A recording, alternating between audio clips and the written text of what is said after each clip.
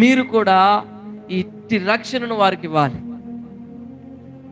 వాడికి ఫీజులు కట్టడం, వాడి కాలేజీకి ఫీజులు కట్టడం, వాడికి మంచి మంచి బట్టలు కొనియడం, వాడికి రేపు ఎట్ట బతుకుతాడో ఏమో వాడికి ఒక ఇల్లు కట్టేయటం, వాడి కోసం ఒక బ్యాంకు బ్యాలెన్స్ వేయటం, చాలా మంచి మంచి పనులు చేస్తారమ్మా మీరు. హల్లెలూయా, మంచిదే.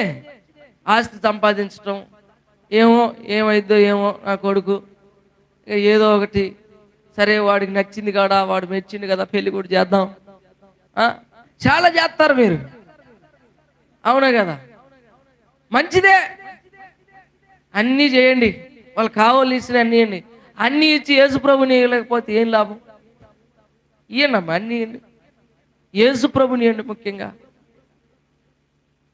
అంతే కదా? ఎన్నున్నా ఏమున్నా యేసుప్రభు లేకపోతే అంత సున్నా కదా, నరకానికి వెళ్ళిపోవటమే.